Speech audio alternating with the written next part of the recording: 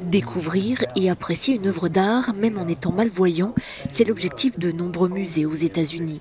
Pour devenir accessible, ils proposent des versions tactiles de photographie ou de peinture. À la Nouvelle-Orléans, l'Alliance américaine des musées présente plusieurs œuvres d'art grâce à une technologie en 3D. Nous avons développé une technologie permettant de convertir toute image en 2 dimensions, peinture, dessin, collage, photographie, vue par satellite, en une seule image tactile en 3 dimensions.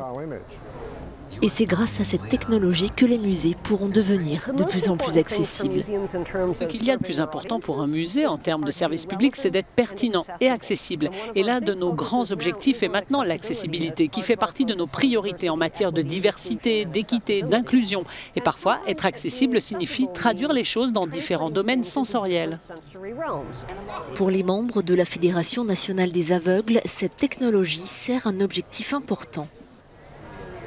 Cette technologie évolutive est vraiment une question d'inclusion. Elle consiste réellement à faire de nous une partie du monde dans lequel nous vivons. Également dans cette exposition, un exemple plus fonctionnel de l'utilisation de cette technologie, une carte du campus universitaire.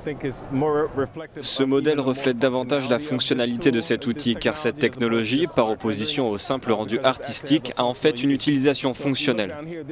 Donc si vous regardez ici, c'est une clé pour les différentes textures sur la carte. Donc celui-là, je peux lire en braille et voir qu'il a un sens précis, qu'il s'agit d'une rue.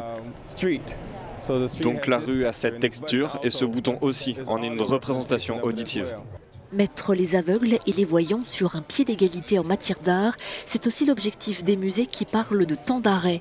Ainsi, en découvrant une œuvre en 3D, les voyants passent plus de temps à se familiariser avec le visuel que s'il s'agissait d'une simple photographie.